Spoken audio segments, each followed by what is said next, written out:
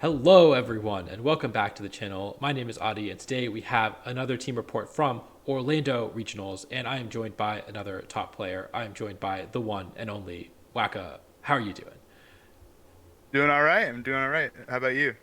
I'm doing great. It's been, we're recording this a little more than a week after Orlando Regionals, and that means I've had Yep. a little bit of time to recover from what was Yeah. undoubtedly one of the one of the toughest endurance tests in my life.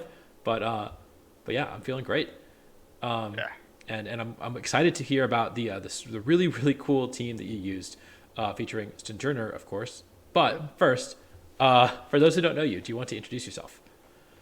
Yeah. So my name's Jonathan Melendez. I most people just kind of call me WACKA, so that's why WACKA. But I've been playing since 2015. I was a senior. I was pretty good in seniors, but I mean, you know, very different from Masters. And I kind of had like a rough transition into the Masters division where for a while I wasn't able to really get that breakout event. I gotten very close in the past, but you know, against the odds I was able to do it at the biggest regional of all time and with Stonejourner. So don't ask me how that works, but actually do ask me how that works. That's what this video is for. That is literally my job. Yeah. Other than that, uh, I guess like most of what I was known for before this event was I hosted WACKA World Tour, which was a team tournament that was mostly for fun. It is way less serious than most other team tours, and it's a lot of fun every time I've hosted it. So other than that, that's about it.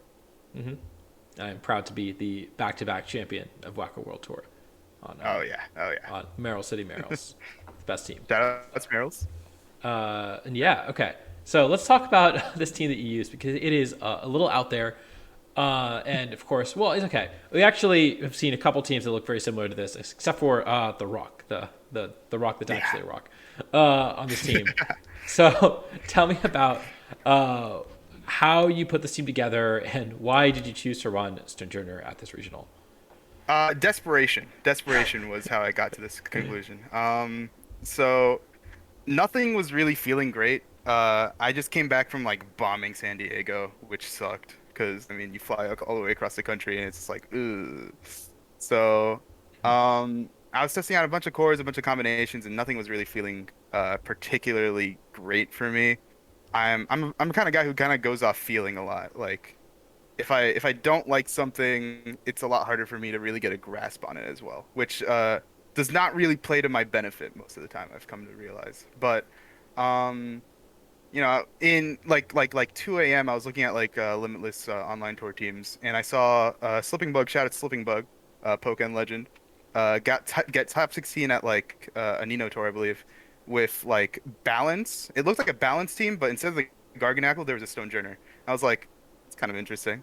So I just started laddering with that. I tried a bunch of different rock types, as you can see here. I tried T-Tar, I tried Garganackle, but ironically enough, the one that felt the best was actually Stonejourner, and I was like, this is really interesting. And just trying to make sense of it, I just kind of thought like, you know, there's like before we knew like the bands of like the Mons in Series One, uh, we were playing with like Chi-Yu and Shanpao and all that stuff, and we were in like specifically like Fluttermane Chi-Yu was like everywhere, right? Mm-hmm. And I was like, that's kind of similar, I guess. Like if you put in like Life Orb Flutter with Stonejourner, which gets like a 1.6 times multiplier because it's a second Life Orb. It's not as strong, but it's similar, and it actually covers both bases of physical and special attacks. So you'd be surprised. It kind of like shreds through some combinations that like aren't expecting it or just aren't that very strong into it as well. Because there wasn't even a point in the tournament where I felt like like this was a best of like I didn't feel like this was a best of one strat. It didn't feel weaker because I was in best of three. Like I was bringing Stonejourner a lot to my games, and it felt really good in most situations. There were some matchups where it didn't feel as great, and I'd probably get into those matchups like later, like Arc and like some pair stuff. But in general, it felt really strong. I felt like the combination of Journer and Fluttermane was really good, and I kept on playing around with it, testing it out with different combinations. Uh, Eventually, I dropped Gastrodon on the original like build of like the Vulcan and stuff because I felt like the team was too slow. I didn't like how I didn't have any speed control at all, even with like Flutter being really fast. Obviously, stuff in Tailwind and of course Bundle is always going to be faster. Even with like Gastrodon, people were hyping up like, ah, it's the only thing that walls Bundle, but I mean, you have to burn Terra for it immediately, and then you have a way worse defensive type of fire. It felt okay. Like I'm not gonna be a Gastrodon hater, but like it wasn't it. It wasn't it for this team for sure. So I dropped it. I tried using Bundle, and I'm that felt I don't know how, but that somehow felt like worse because I felt like it was way weaker to Gargan. When I made this change, Garganacl was like the most popular it was on ladder. I felt, Mhm. and that team felt way weaker into Garganacl. I didn't have anything with Covert Cloak anymore. I had to hit my Hydros just to hit it hard, and then it would Terra and whatever Terra it would be because everybody's running some different Terra these days on that thing. It's just like it wasn't a very consistent answer into Garganacl, and it didn't feel that great. Um, so I dropped that, and then I was just like super lost. Eventually, I had like some shower epiphany, like, oh, I'm gonna try Rain on this. I'm gonna try Rain on this, and that didn't that did not work at all either. I was like, man, nothing's working. And then like flash forward to like Monday, I'm registered for the event. I got my flight, and George, who also got top 16 with Spam, my day one, uh, was just like he knew I was struggling. He didn't. Nobody believed in the Stonejourner. Everybody knew I was using it, but nobody believed in that. And George was just like, here, how about you just use like Spam Iron Hands Bonnet with like Flutter T-Tar, like just like a like a Spam team. And I was like, yeah, that sounds pretty solid. Like those are like three of the mons I was testing, and I was a really big believer of Iron Hands, Bonnet, and Flutter and Stonejourner, but I didn't want to say that otherwise I'd get bullied. uh, but I was a big believer of those, and I was like, am I really gonna bring Stonejourner? Because here's the thing with San Diego, I brought like I brought Spam uh to San Diego with like Halucha and like Tinkaton. And I thought that was gas. I thought that was crazy. And I still kind of stand by the fact that Halucha kind of went kind of crazy and I just sucked. I was just awful. I played like trash. Uh, I still kind of stand by that. It could have been nice if I was just different with it. But I did not have that dog in me at that tournament. So that aside, going from bombing an event with Halucha to thinking about bringing Stonejourner to an event, like it brings some doubt to the mind. It brings some doubt to the mind. I'm like, maybe I should just use good stuff. Maybe I should just use brokens. So like it's like Wednesday and I have the side spam team of T-Tar on it. And then I'm just like, wait a second, the only T-Tar set I actually want to use is AV, and I have AV on hands. And I also want wide guard, but I don't want to not run protect on Armor Ridge because I really like protect on Arma. And I didn't have protect on my Arma at San Diego, and I really missed it. I had like clear smog on it for Dozo, which was all right, but like I definitely missed protect on it. Um, so I wanted protect, and I already had AV, and I wanted wide guard somewhere. At that point, I was just like, I'm gonna lock in Stonejourner. I'm gonna lock in Stonejourner. I have prep with it. I know the matchups it's good into, so I'll bring it. I'll bring it, and I'll just have fun with it. At this point, I was like, I'm not even sure, because San Diego, I went into it genuinely with the expectation that like I wanted to win it, and Orlando, I was just like, we ball. Like we're just gonna go in, we're just gonna see what happens. I was playing a lot more ladder games. I was playing like so many games just daily, which was way different from my prep for San Diego, which was just like best of threes with like three or four people, like pretty constantly. But like I wasn't touching ladder that much in comparison to this event where I was laddering so much. I only played like I could count the amount of sets that I played on my like one hand. Uh, so I show up to the airport. I haven't even laddered with the size spam version of the team. Like I Mhm. didn't ladder with the size spam version of the team. Like I was just like, okay, I know how this team works. Size spam in DD Armor Rouge, it's in my code. I played a lot of games with it in Series 1. So I was like, it's probably about the same but better. Because that's another thing with size spam that I think just it got so much better in Series 2. Got so much better. It felt way more vulnerable in Series 1, and just the additions of the paradoxes, the fact that they invalidate a lot of mons that gave it trouble, it's just crazy. I feel like Iron Hands is a perfect partner for Ndidi Armarouge, and I also feel like Brute Bonnet is perfect for what that team wants to do. And the fact that I think the mons that gave me the most trouble in Series 1 were like Meowscarada, Hydreigon. Those two have fizzled out. I ironically played the two Meowscaradas that were in cut. But Hydreigon has fizzled out. I don't know if it's gonna stay like that the entirety of Series 2. I don't know. But like Population Bomb Mousehold was also like huge because that just one shot Indeedee. So it's like having those like mons and like more that just weren't that popular anymore and weren't being used, plus having way more like offensive and defensive support with like Hands and Bonnet and like all these new paradoxes and stuff. It genuinely made the team feel so much better. Felt so much better to use. So in general, just kind of realizing that in my head, I was like, I can just kind of play this like how I was playing Side Spam because I was playing Side Spam with Covert Cloak Armor Rouge, which is fantastic. With Indeedee, which is also fantastic because the bug lets us have Trick Room, which is crazy.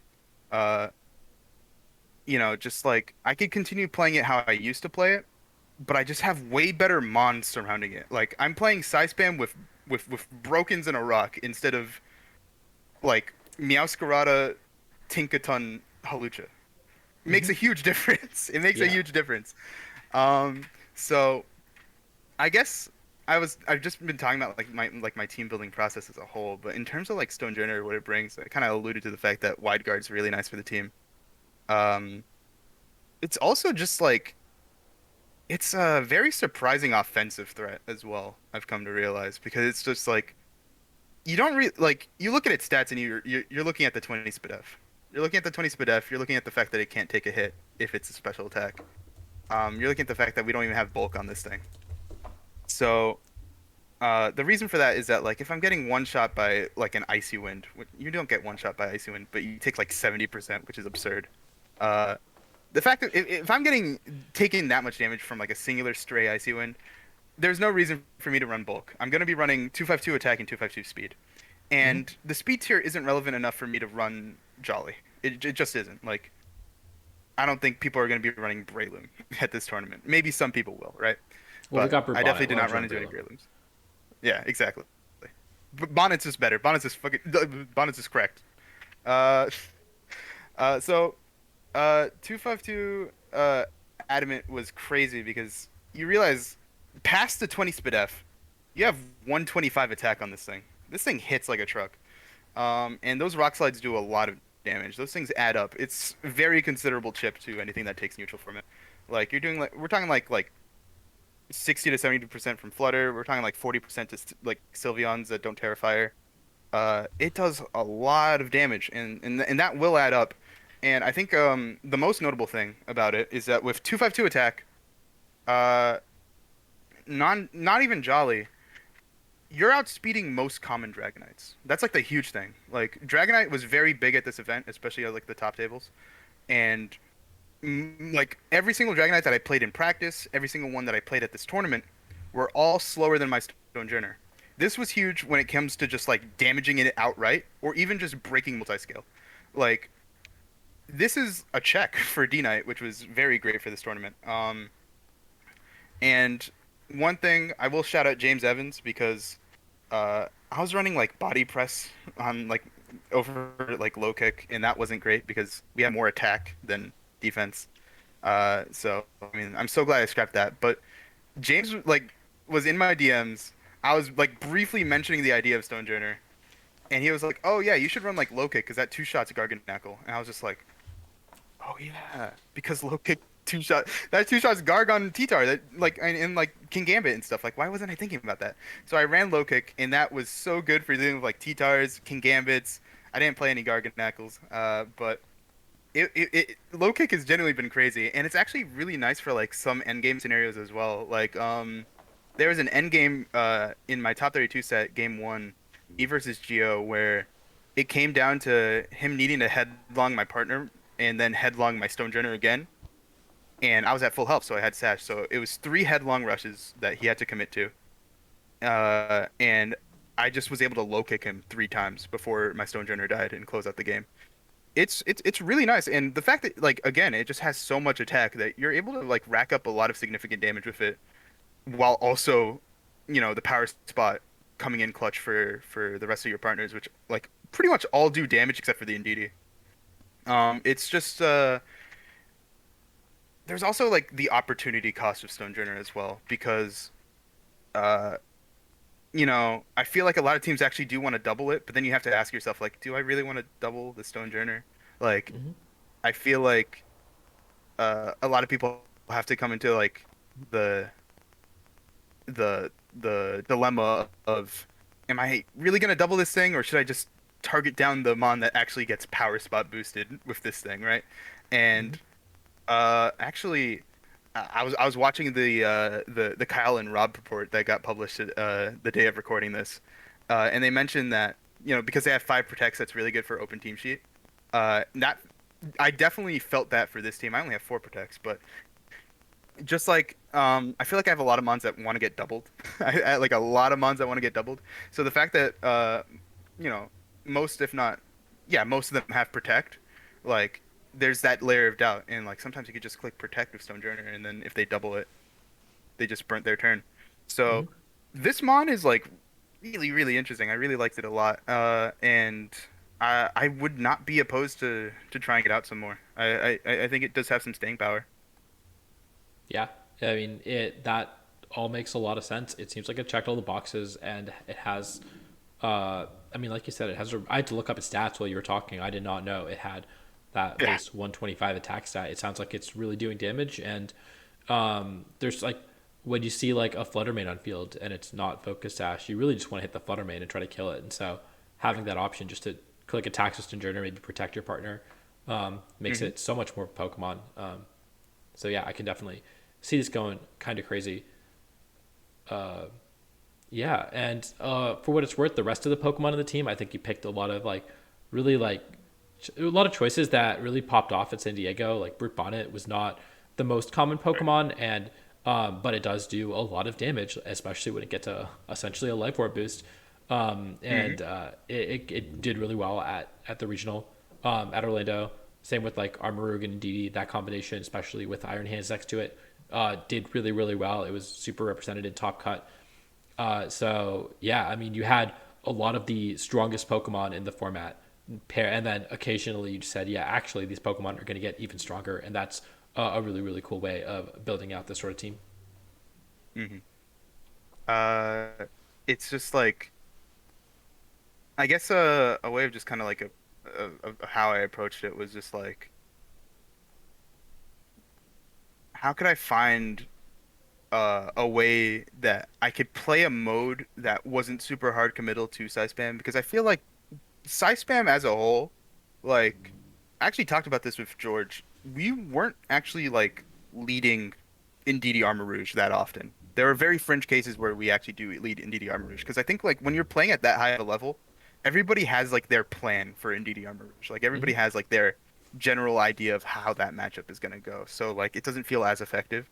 Um, so a lot of times you want some sort of mode that you can play in the back or like some sort of baseline that you can play. And for me at this tournament, that was easily Stonejourner Fluttermane. In fact, I feel like I played that mode more than I played Side Spam in general because it just like a lot of the cores that beat Side Spam are typically not always, but like typically like slow and bulky.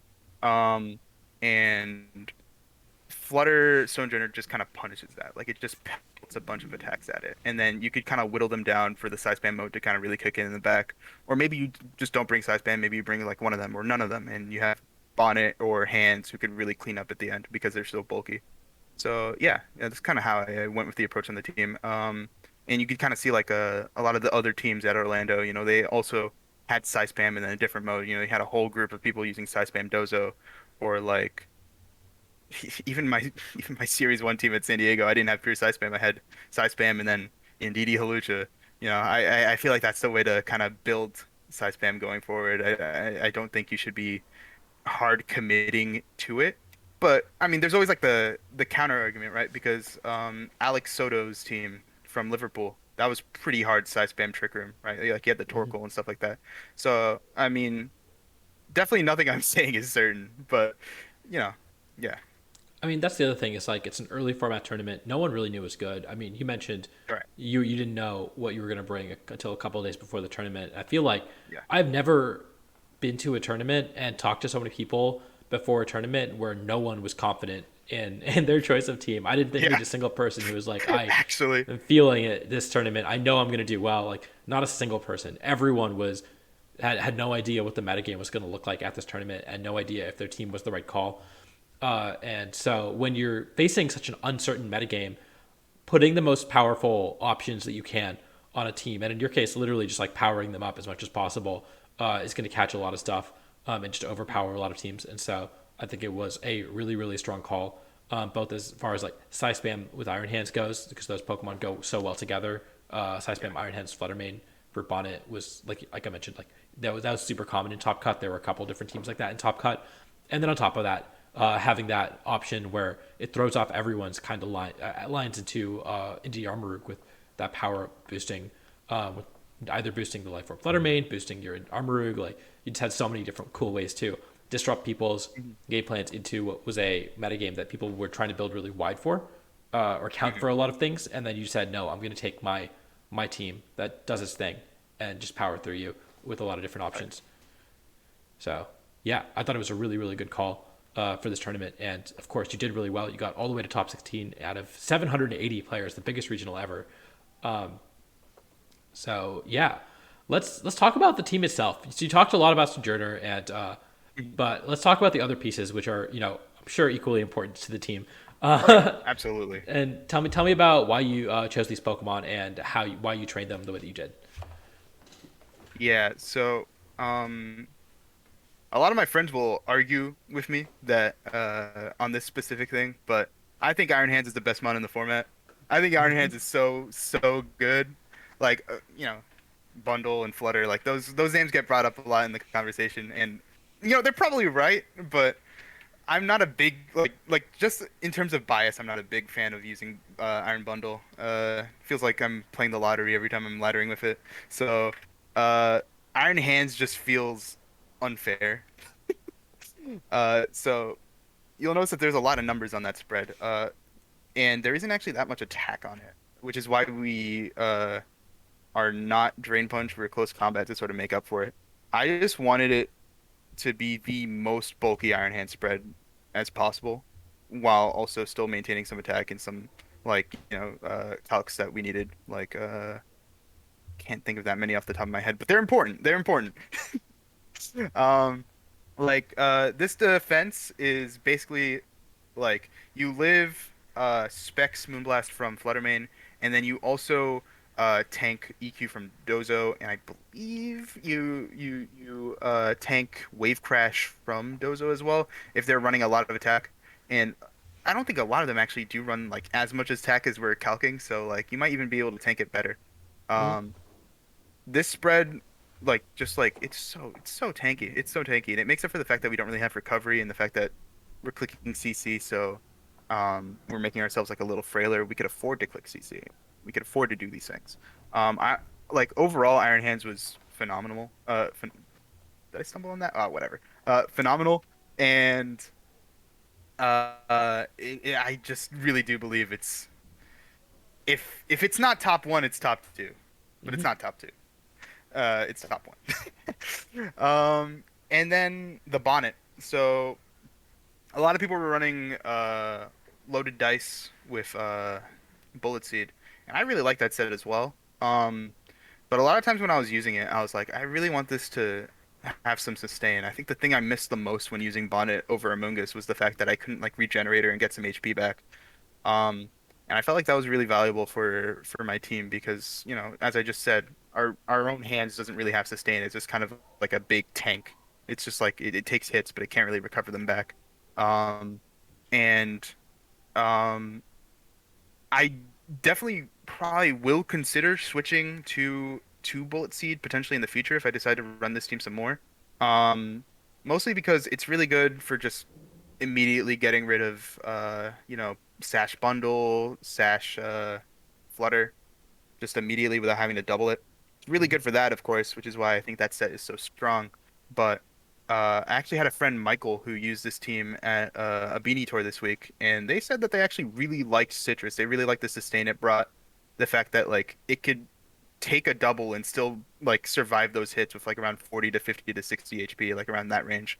So, it's definitely going to be something that I'll consider a lot more. In general, Terra Fairy, my fault, was really, really good. I think if it's not that, it's Terrifier, but the fact that Terra Fairy is so much better into Tusk, which is sort of an issue for this team. It's not like the worst thing ever, but you definitely want more things for Tusk than you want things that drop to it. So Mhm. the fact that you could Terra Fairy to avoid CCs and still take headlongs like relatively neutrally, right? Like that's really valuable. Um, and of course, just like the same thing applies with Iron Hands. The fact that you could tank a CC, and it actually applies even more so for Iron Hands because they'll do less damage overall with like Wild Charge, which is neutral afterwards. So yeah, I mean, I think the set itself was sort of just like general, just like numbers that help you live stuff.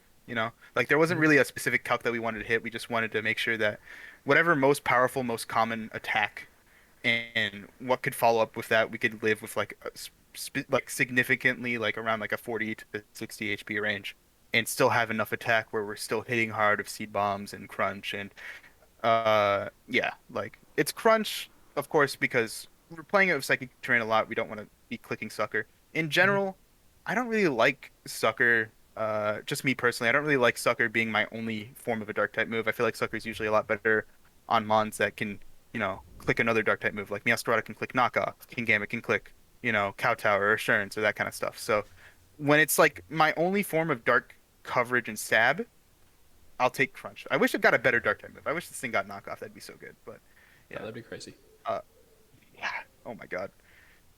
In terms of the Flutter main, I think the biggest thing I want to change with the Flutter is probably looking to giving it more bulk.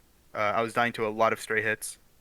So I think this team can actually afford to run bulk as well, for sure, because you have the power spot. So like you're actually, still keeping some attack prowess while, being relatively like bulkier-ish. Mhm. So I think that's definitely something I would look into. Uh, Other than that, it's just 252, 252, Shadow Ball, Dazzle, Taunt just feels like really good. It felt mandatory on the builds that weren't side spam.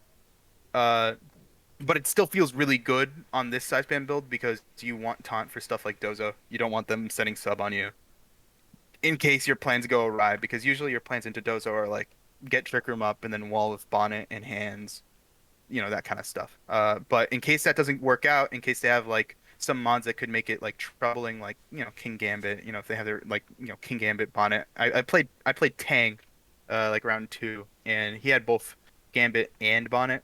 So like getting the side spam up, like it was possible. I think I did it game one, but like it was a lot harder because of it. So I had to go for like a more offensive mode right off the bat, and then eventually transition to slower offense.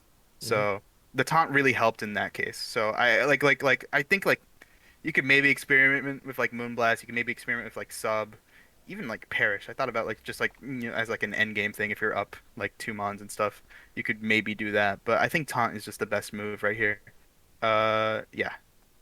Then the Armor Rouge is like typical Armor Rouge. It's 252, 252 special attack. It's kind of just what you want it to do.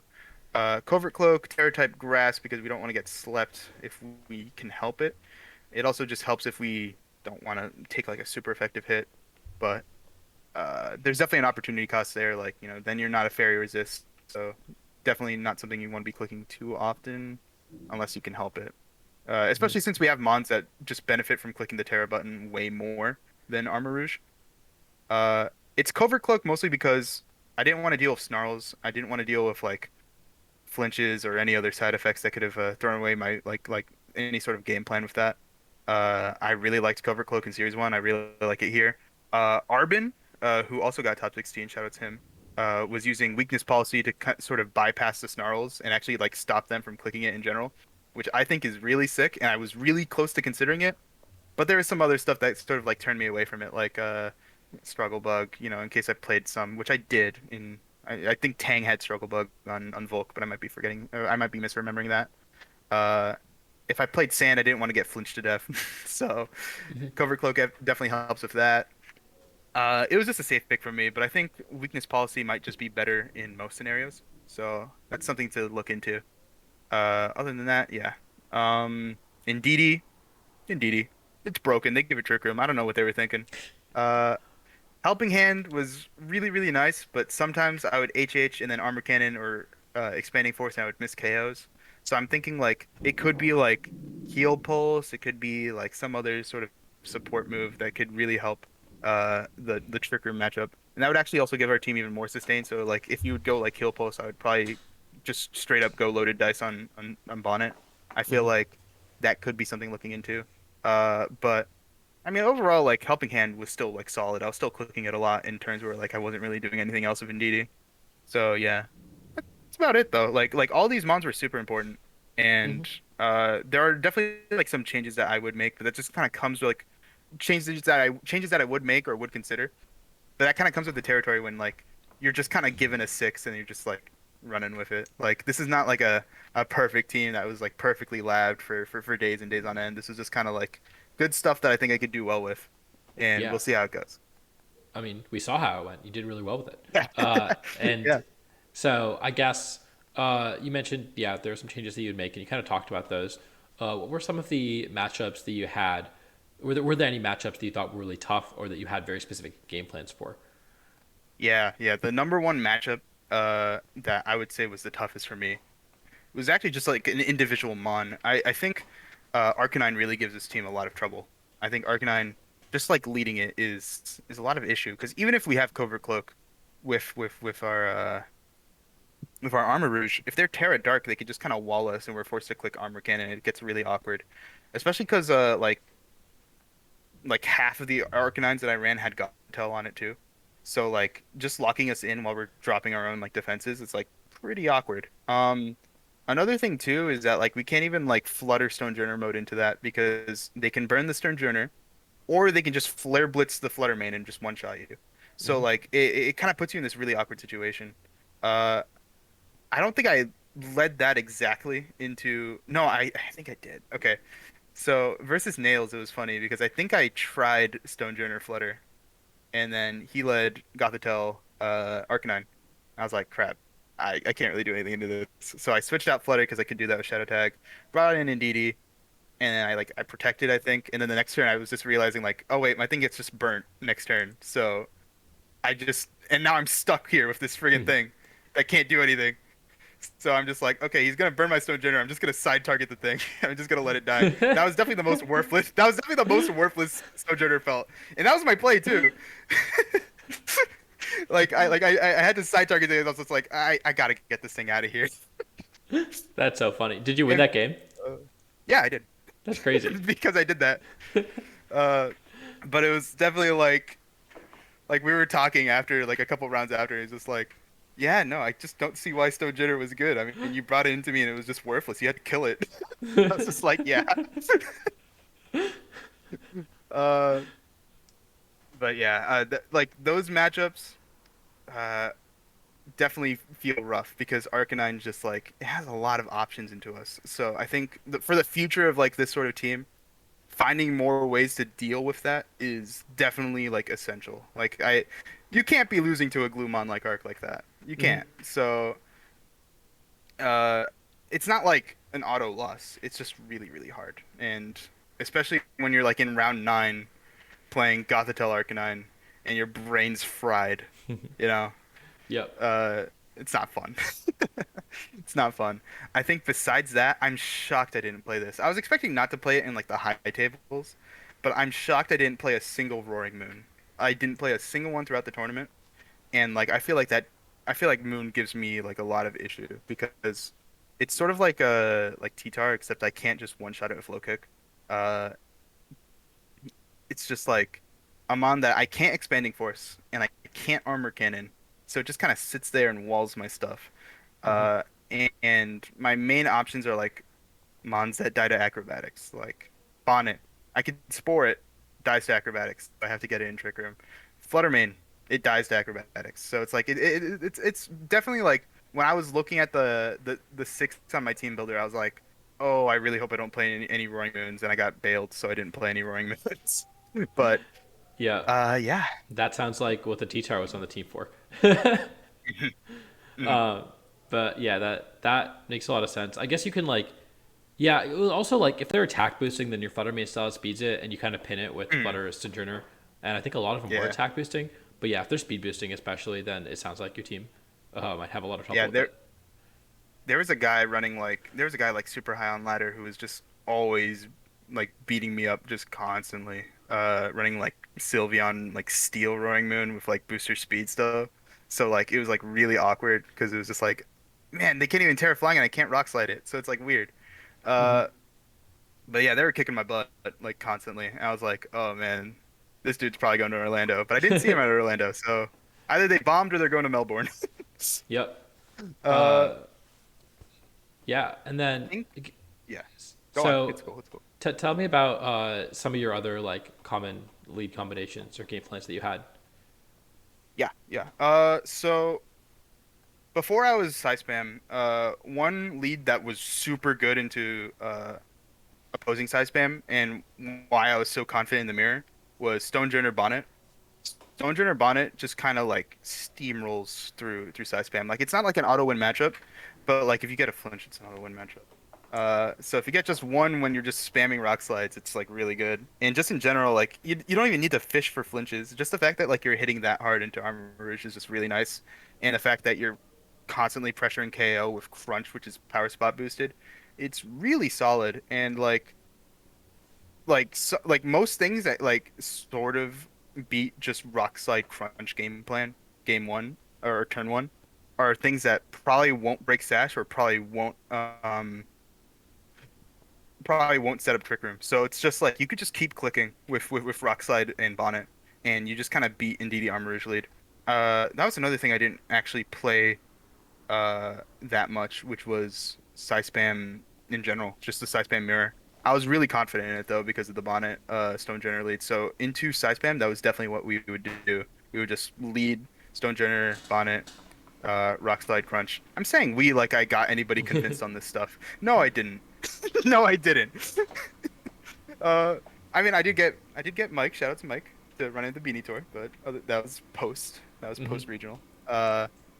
Other than that, I alluded to this being a very common lead for me. It was very, very common lead, Stonejourner, Fluttermane, and it was especially my lead into Mouse Ape. I never lost to a Mouse Ape once in prep with any of the teams I was testing with this Stonejourner because you just lead Stonejourner, Fluttermane, and you click Terra Fairy, and you click Dazzling Gleam, and you click Rock Slide.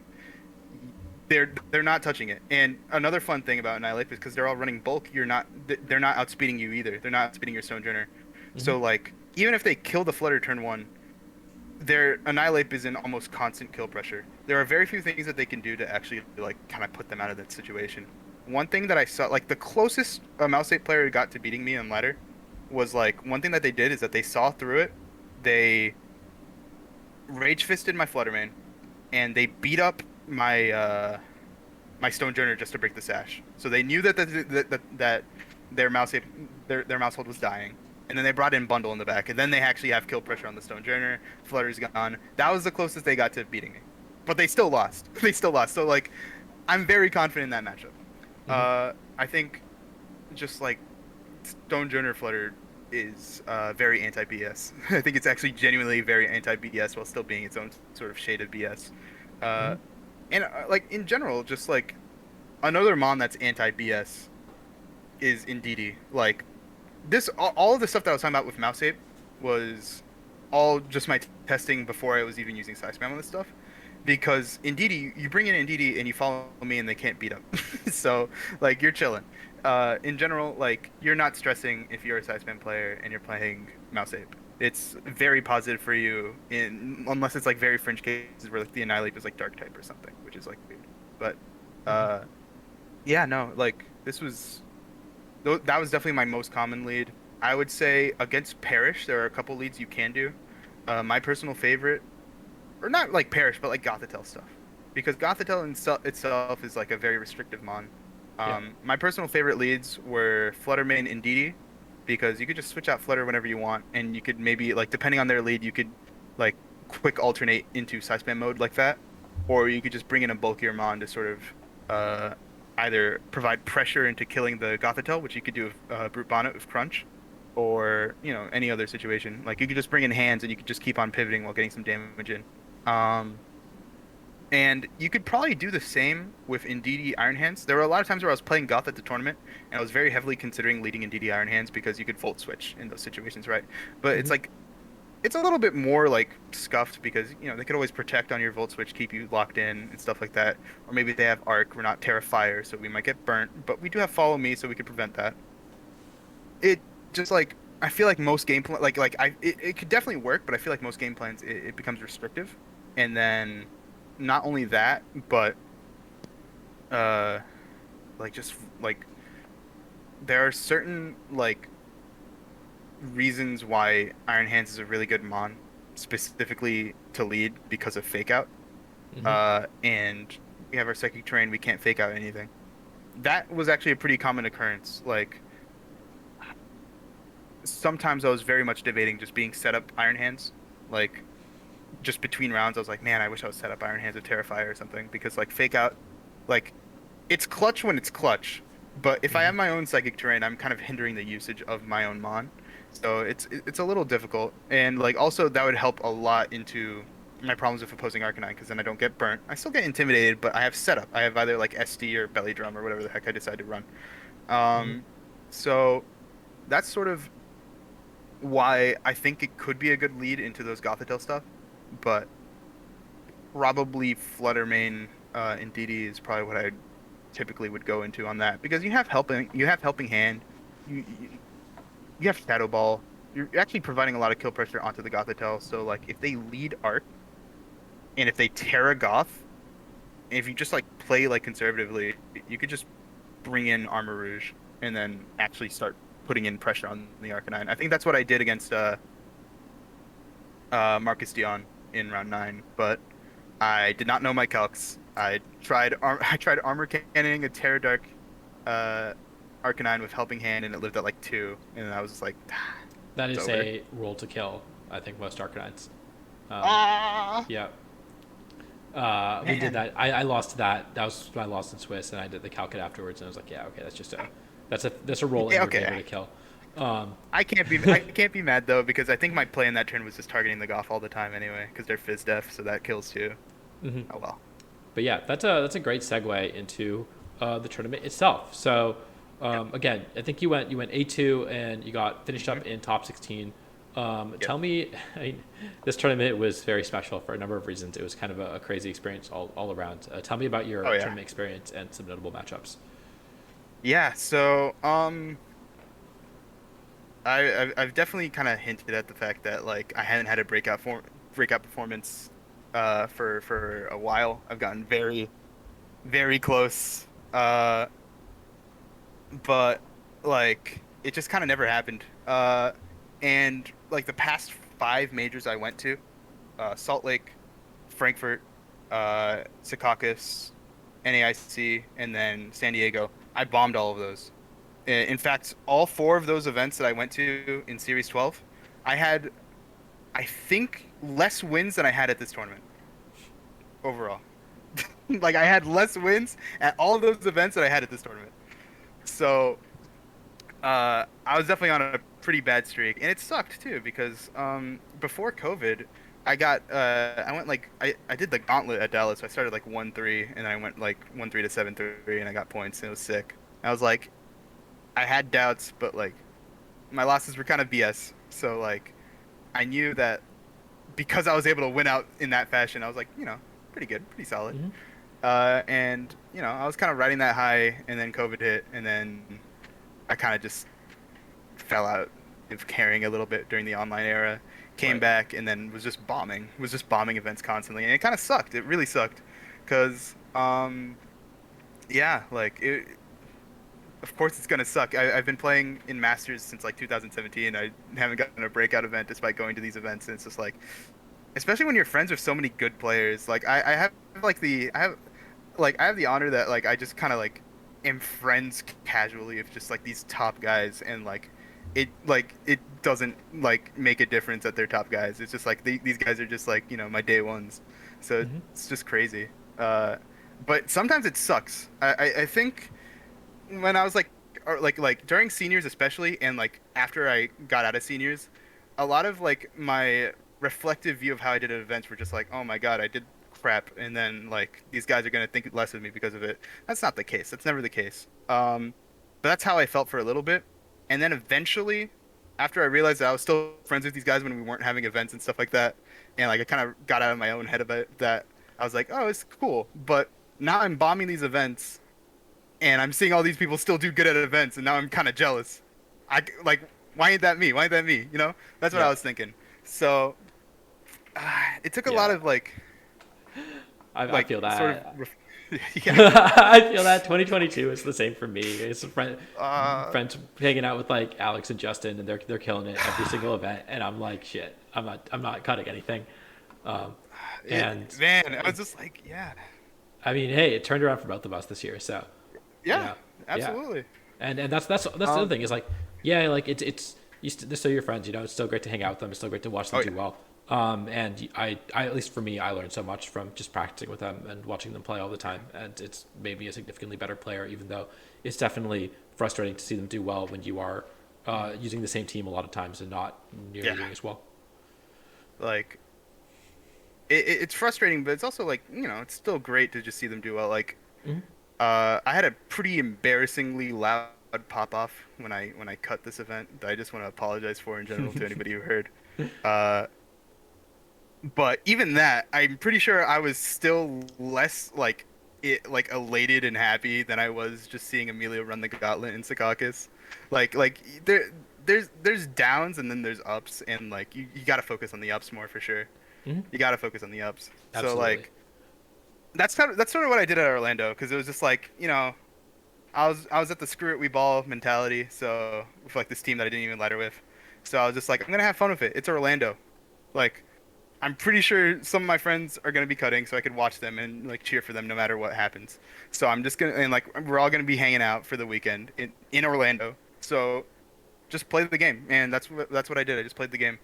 Um, in general, I would say that that sort of mentality sort of fizzled away when my brain realized I was 5-0. I was like, I was enjoying my time, I was having fun, I was winning games, and then I was 5-0, and I was just like, oh my God, I'm 5-0. What's happening? What's happening? What's happening? I was bugging out. I was bugging out, and you could definitely. There's a story. Um, if yeah, you already know what I was about to bring up. There's a story about my round six where I play Mr. Kyle Livinghouse, my good friend, uh, and we're sitting down. We're playing our game one. It's like turn two of our game one. And I'm in a position where I actually have to Terra Rock my Stonejourner, and that's like the best position I have because this team's actually pretty tough for side spam. But it's actually pretty good into Stonejourner. I just said that most of I said a while back that most Dragonites are actually slower than me. So if I could pressure that, it's not multi-scale. If I could pressure kill with just high damage rock slides, that's like pretty good for me. And then I could pressure Terra with Volcarona as well because my stuff is at Sag. So I was like, yeah, Terra Rock is actually a pretty good player. So I clicked it. I never saw Terra Rock Stonejourner in game. And me, kind of bugging out, kind of trying to like distract myself from the fact that I'm 5-0. I'm like, all right, how do I describe this? Okay, so when you Terra Rock a Stonejourner, it gets this really big hat. It gets this really, really big hat that I didn't see in game, and it covered the entire screen. And I'm like, in my head, I'm just like, that's really funny. That's really funny. So I remember that the Switch has a screenshot feature, and my brain still kind of jumbled up. Clicks the button. I have a controller. I have a pro controller. Actually, like have it right here. Uh, but I didn't click a button on my controller. I clicked the power button on my Switch. And so I disconnect. I'm like, oh shit, did I disconnect? And Kyle's like looking confused. So it's like, oh fuck, I totally disconnected. I totally disconnected. So there's like a very split second where I'm just like, oh, I could play this off like, oh, I could just kind of play this off like, Scarlet Violet suck, and that was just an error, right? But I'm just like, well, one that's a dumb move to do. Like, it's not cool. It's not cool to Hmm. lie about that. First of all, we don't, Yep. we don't condone lying. Two, he could have totally saw me just press the button on my Switch. Three, it's Kyle. Why would I lie to Kyle? Kyle's great. Why would I do that? So there's like a split second where I'm just like feigning ignorance because I just can't believe that I did that. I'm like, what happened? What happened? And then eventually I'm just like, okay, you know what? You have game one. I clicked the power button on my Switch. I don't think Kyle knew what happened. I don't think Kyle knew what happened. But he kind of got the idea that something was my fault from the way I was explaining it. So we were just like, okay, we can't really play the same leads because it could be different backs. And he's right. There could absolutely be different backs. So I was just like, whatever, just take the game one. Let's just go to game two. In game two, it comes to my realization that like matchup's tough. The matchup's really tough. I think I'm very used to beating and playing against like Volcarona plus Dragonite stuff. Uh but the mouse hold really makes a difference. It makes the rest of the team so much tankier. And also like I was talking about earlier how like Great Tusk is kind of a problem. It can get out of hand if you don't play it well. Well, when you're focusing on D Knight, Volcarona, and also getting rid of the mouse hold or potentially the Golden Go in the back, when you're preparing for all these sort of different outcomes, it's very easy for you to get overwhelmed, and the Golden or the Great Tusk just kind of comes in and just wrecks you. It just wrecks you entirely, and especially if like your Stonejourner's chipped, which it probably is, because I mean I look at this team, I'm like I'm bringing the rock, I'm bringing the rock, and it's staying on the field for a while, so it's probably chipped. And if that's the case, then I can't wide guard as effectively because I can't make the man game of like, oh, wide guard or target my thing, but then it still lives. Like that's a pretty safe position when you have full HP on your rock.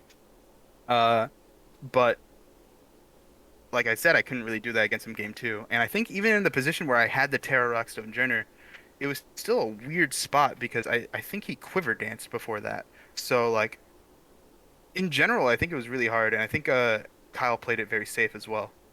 So like definitely like kudos to him. I think I would have loved to play him in cut without turning my switch off. I think we both said that. Hmm. Uh, Mostly because I think this is a very interesting matchup, but it didn't happen. And we both got top 16, which Yeah. I had a feeling he was cutting with this. This team looked really really good. So like kudos to Rob and Kyle for building it. It looks really sick.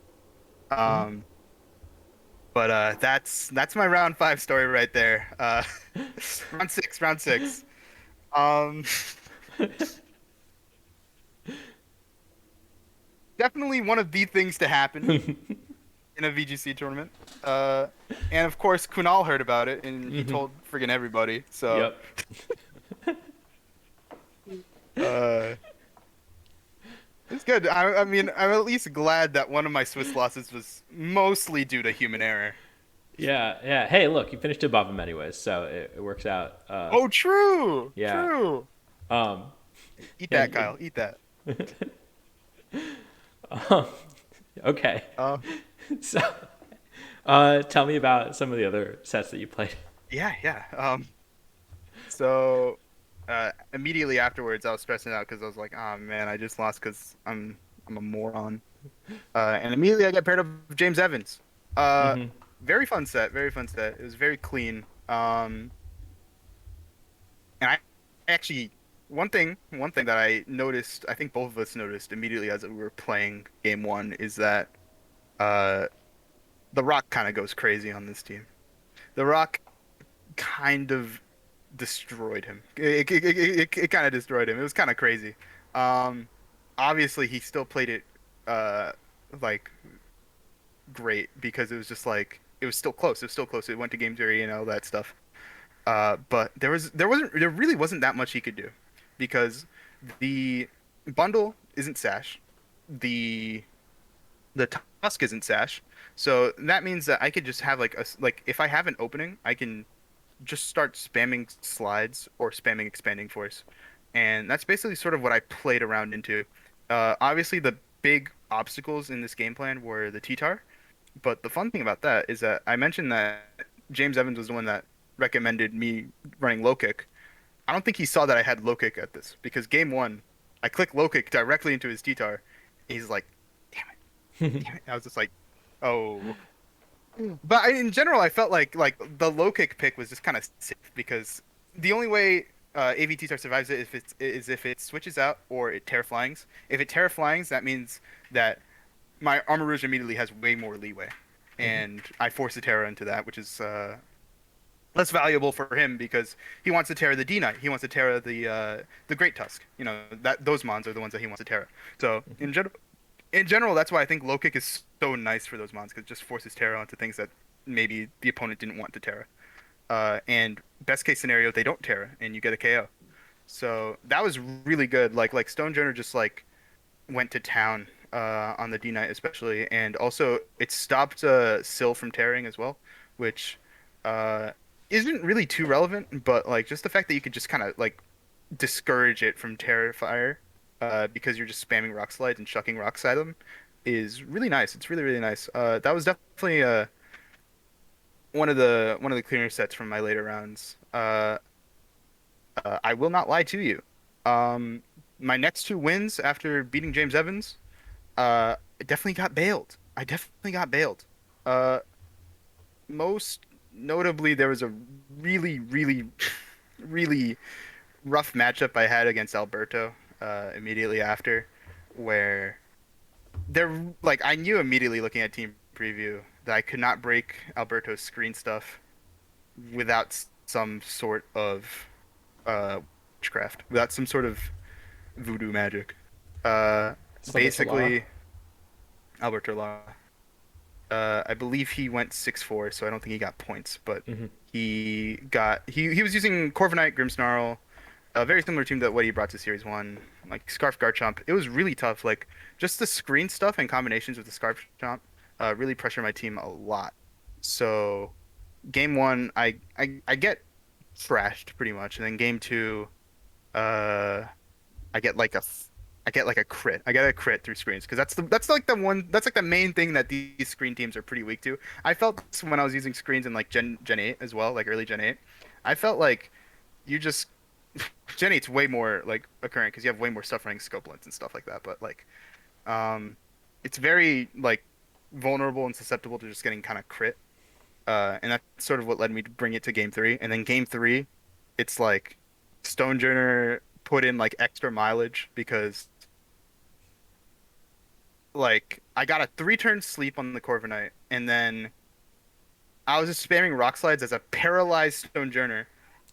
Didn't get paralyzed once, and I was just hitting rock slides, and I was just like, how is this happening? Like when I say that Stonejourner is the reason why I cut this event, I'm not capping. Stonejourner put in like overtime at this event. So like I just want to like get it right out there because I think it's important to realize that like the fact that there's going to be probably like some luck involved in a 10 round run of a tournament. And in general, it's I also had a pretty rough rough for my opponent in my winning against my good friend Luca, who was I think was my like shout outs to Luca because I think he's genuinely insanely good. Luca Trezeguet. I don't even know if that's how you pronounce his last name. I'm sorry, Luca. Okay. Anyway, he's super good. He's super good, and he's been putting in overtime just like with his team and stuff. But I got like a game winning flinch against him game three, and that was rough. That's definitely not, and I think it's important again to sort of acknowledge that because obviously this cut was something that I was looking for uh, a very long time, but it's Hmm. also not the way I wanted to do it. It's not the way I wanted to do it. I'm glad that I'm glad that I got at least a win in cut because otherwise I don't think I would have felt very content with that, to be honest.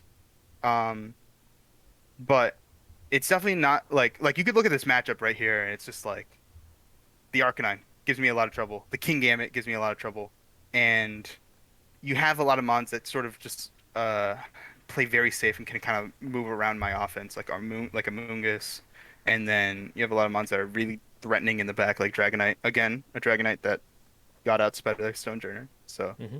shout out to that, I guess. Uh, but yeah, like I think just in general, just a shout out to Luca because he's genuinely been killing it, and he's gonna cut an event this year for sure, probably multiple, honestly. Hmm. But yeah, it's just super underrated player. And yeah, those are mostly just like the notable Swiss matches.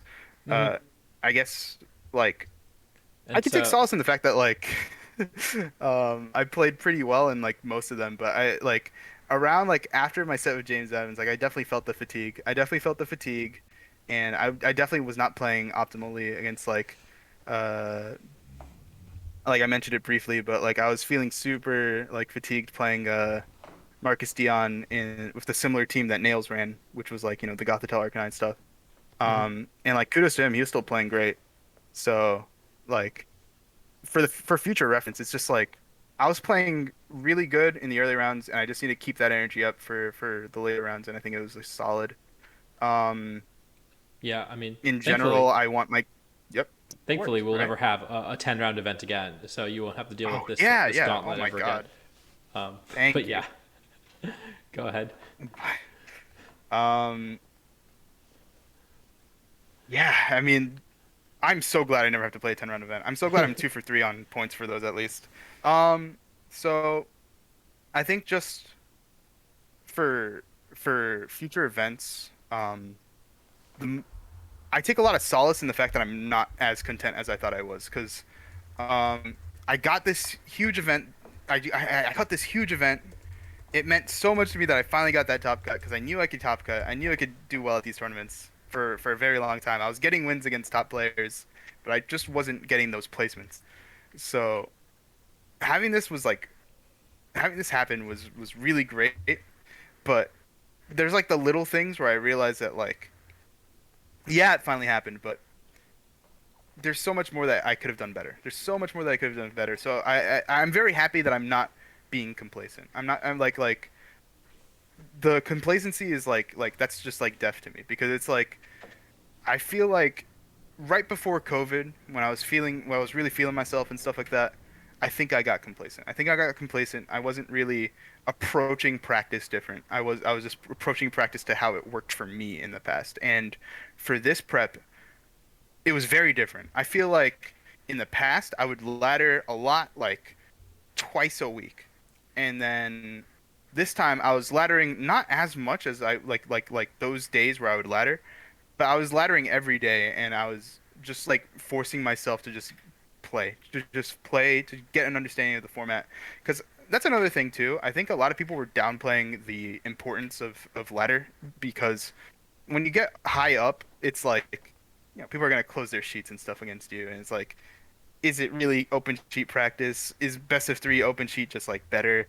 And it's like, I I don't no, because here's the thing, I don't really think it's particularly wise to downplay closed sheet ladder when Emilio, who was going crazy on Series 1 ladder, which was closed sheet, went 10-0 at San Diego, went 10-0 at Orlando, but that's after. And then also Maluka, who won the whole tournament on an alt that like most people in the know knew it was him, and that was close sheet ladder.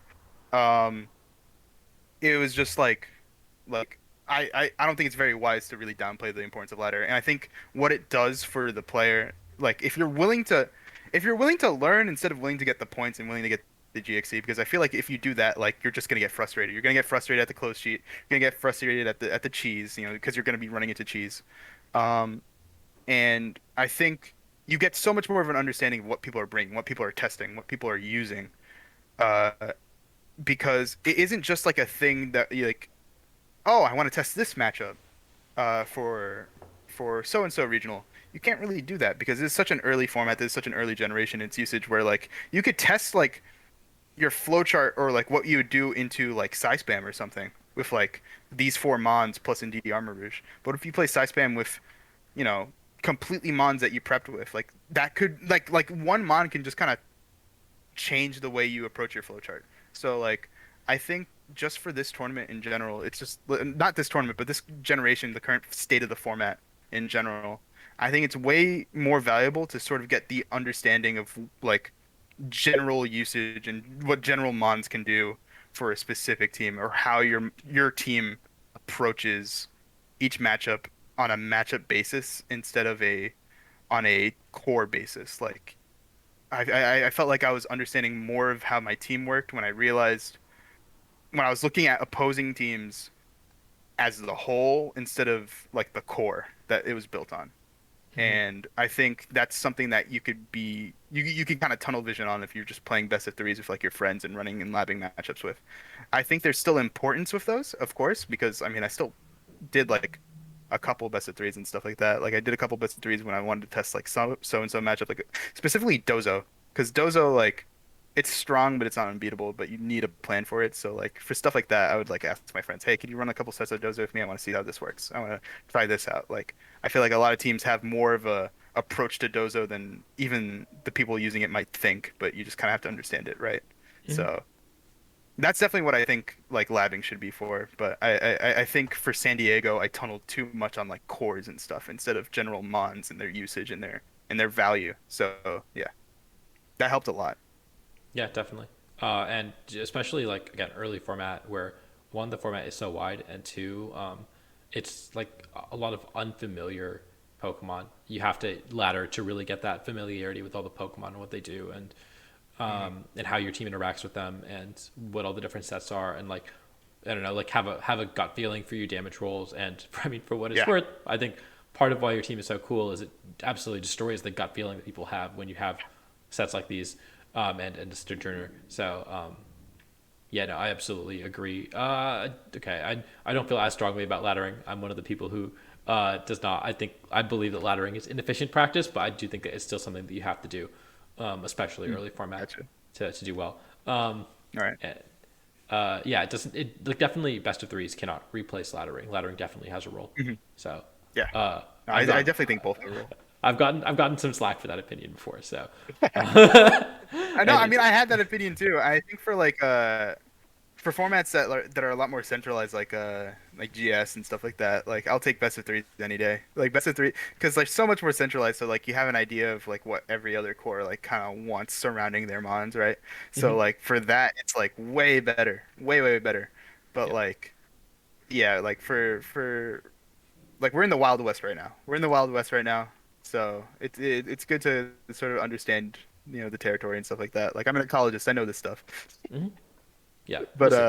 We'll see when like yeah. Charlotte Regional rolls around, right? And it's the last week of a format instead of the first week of a format. How Yeah, preparation interacts yeah. differently. And But especially because I do think Melbourne's going to turn stuff on its head. I think we're going to get a much better idea for when Melbourne happens next week.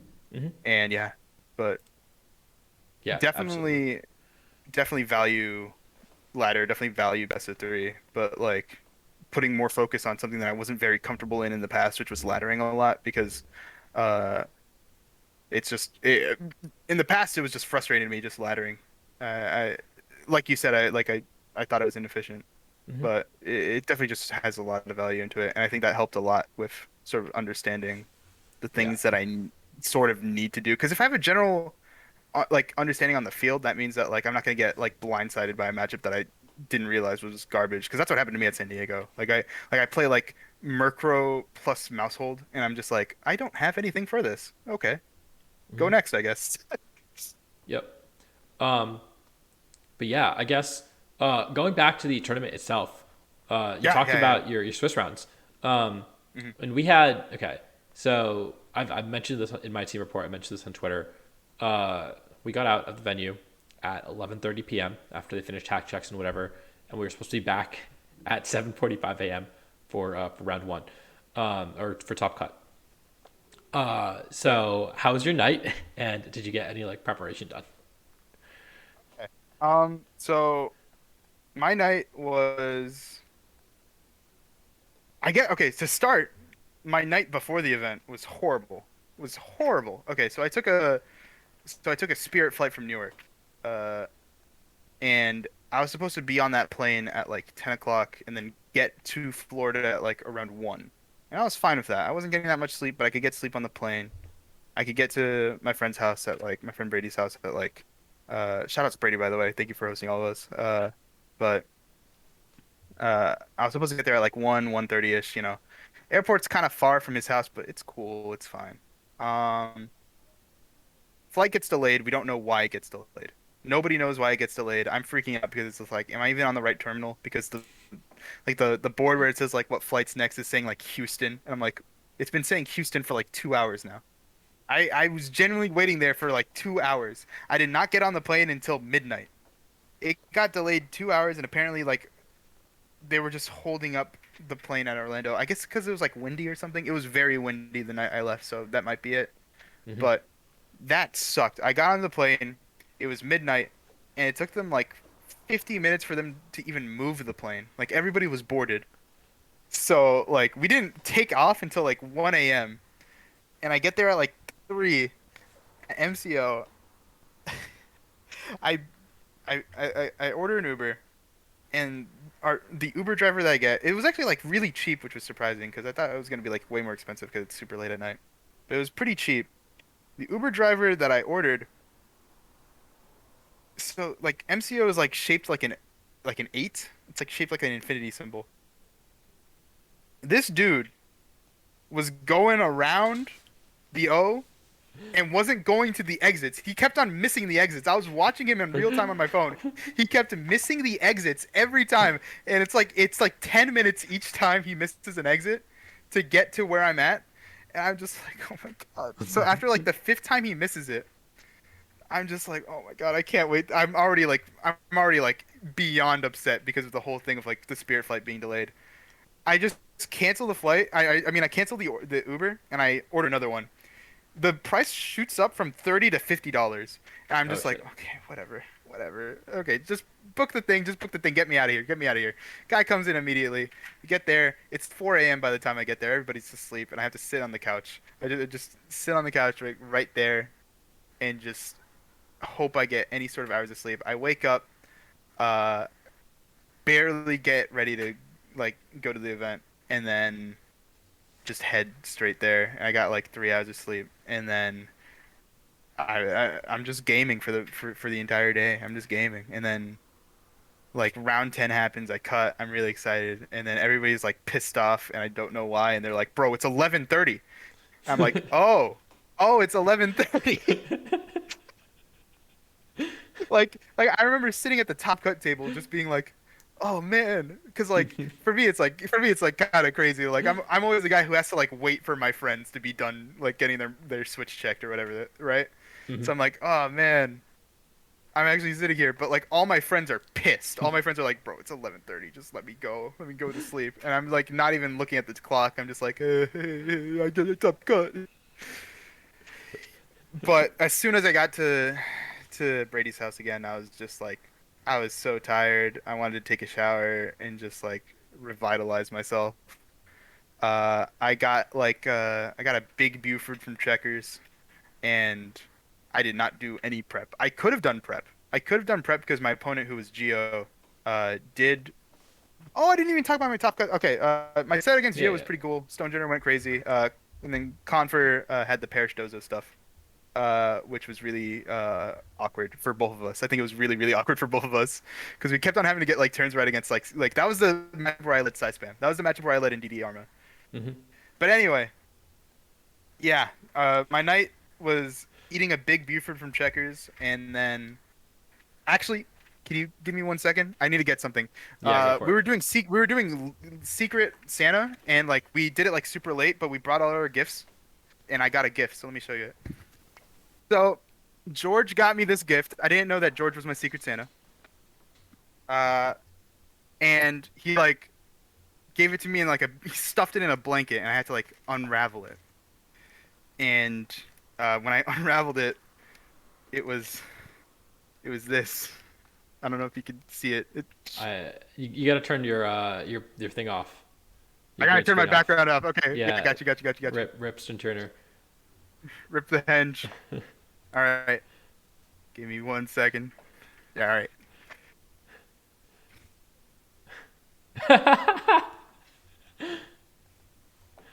Nice, nice. It's shapes. It's one of those He like said it's kitty his, toys. he said it's my Mickey Mouse Secret Santa because he freaked out and couldn't figure out what to get me, so he got me this and a $20 Nintendo eShop card. Nice.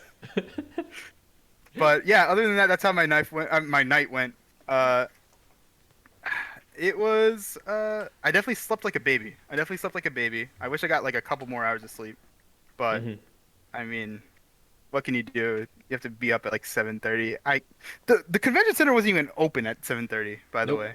it was That was not. crazy. We got in line. They told us to be there at 7:45, and we were just waiting in line with all the day two TCG players, waiting to get in. Oh my God.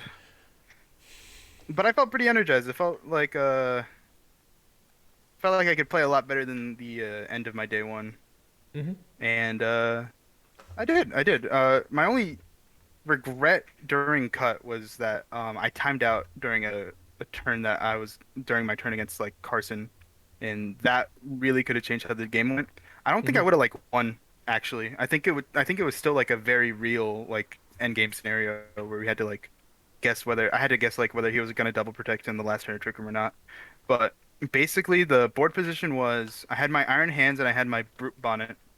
Dozo clicked protect already. Tatsugiri's dead, so Sylveon's there and he has pressure where he could psych up my dozo, his dozo. But both of my mons are slower. Uh, he hasn't burnt Terra yet, and he has water dozo, and it's in range where like wild charge will just drop it. So the play that I was about to really go for was close combat and then crunch the dozo before he could psych up it.